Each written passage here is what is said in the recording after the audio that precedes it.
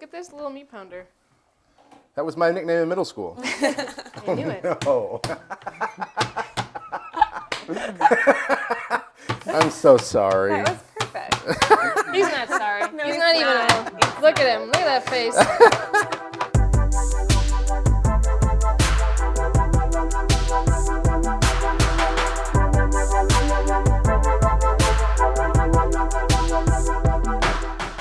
Welcome back to Card at Table, episode 21, part 2.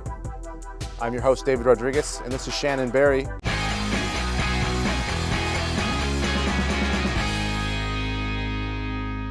We'll be making dinner for Kat and Mike.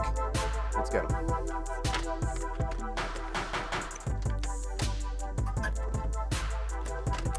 Hello. Hi, how are you guys? Yeah, Shannon. Nice to meet you. I'm David. Nice to meet you. Nice to This meet you. is Mike. Nice to meet you, Mike.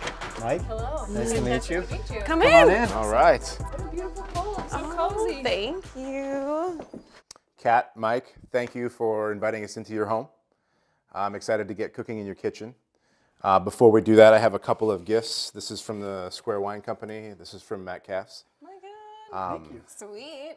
I think you had something for them as well. I do, Fromagination, would like to give you this gift as well from us. I'm certain we're going to make some really good food. Let's look through the bag and see what it's going to be. Yes, absolutely. So, today we have some beautiful golden beets here, some oregano, a lovely pomegranate, some potatoes here, and then some lamb right here, which I am very excited about.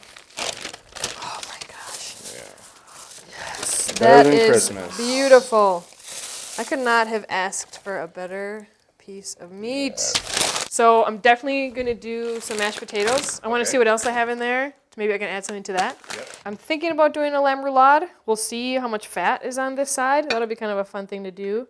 I'm gonna make some fresh ricotta to go with my roasted beets and probably add some pomegranate with that. Oh, Yeah, and then I think I'm gonna, just for fun, I think I might try to make, I saw some apples in there. I think I might try to make some cake. Have you ever done roulade? Never. So what you do is you cut the fat off, and then you cut the meat. The meat is like this beautiful rounds here. So cut the fat off, pound it out, get the meat, and then you pound the fat nice and flat.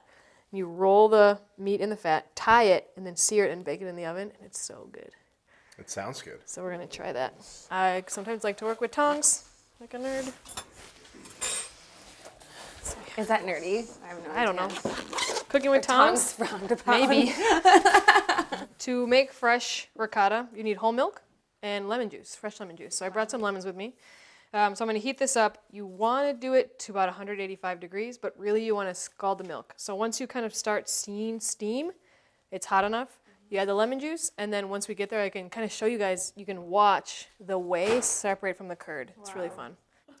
An interesting tidbit, all of the wines that we drink today were made by female producers. So That's awesome. yeah. Very cool. Cheers to We that. do a little cheers to that. Woo! Cheers. So you see the steam there. So that means it's hot enough for me to add my lemon juice. So here I have a little bit of lemon juice here. I'm going to pour it in, and then it's going to take a little bit of time, but slowly all the milk will turn into whey or curd. You see how it's clarifying there a little bit? So I'm just going to give it a little time. Keep it on the heat until it separates. Would there be less curd if it wasn't whole milk?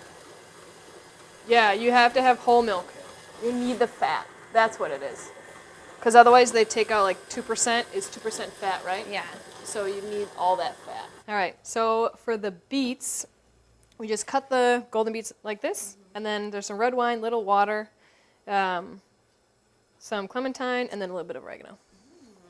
So I want you to just slowly spoon in the ricotta. Okay. And the reason is because when we pour it, the whey will break up that curd. And we want to keep a fluffy curd. So instead of doing that and risking the break, we'll just kind of spoon it in. It's been a long time since I did this. It's not going to be perfect. That's okay. Shut her down.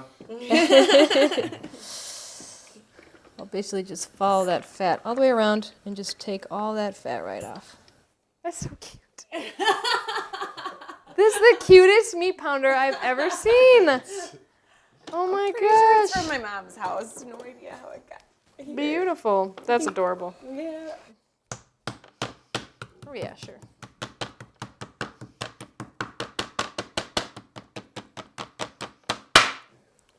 See if the string works here. No pressure. String. No pressure. This is the most exciting thing it's ever going to be used for. Here, I'm gonna just turn it onto its side like that.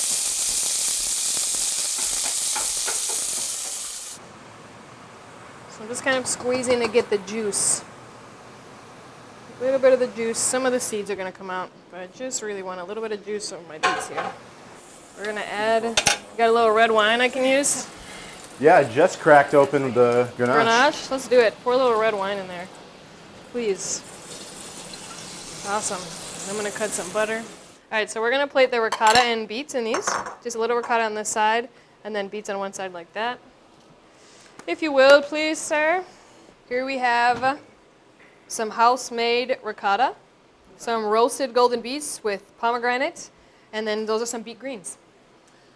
Beautiful. Enjoy. Thank Thank you. Looks you. And delicious. then the next plate we're gonna have here is coming up quick as well.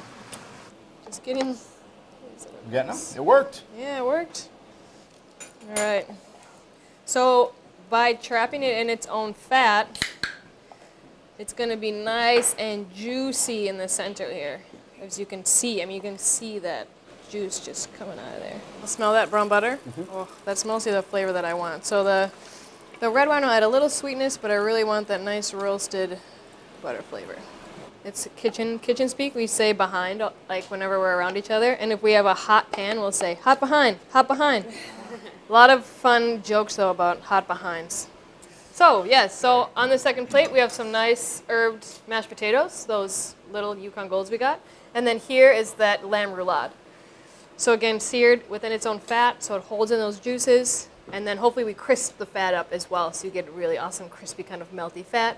And as you see here, that nice kind of medium cook there. So yeah, Gorgeous. enjoy. Thank you so you. much. Very much. Thank Thank you. Absolutely. All right, so now we have this beautiful apple cake we can enjoy as well. So this is a very simple cake I made with apples, but basically like you can use any fruit. But you start with a cup of sugar, a couple eggs, a little bit of flour, baking powder, a little bit of salt, and then melted butter. And then I also added in pureed apples, and I put some apples right on the top there. Shannon, beautiful food. Thank you. Thank you very much. Kat, Mike, thanks for opening your home to us, and future thanks for the dishes you're going to do for us. Cheers. Cheers. Cheers. Thank you. Let's fire up the beast. Great job. Thanks. Mike and Kat loved it.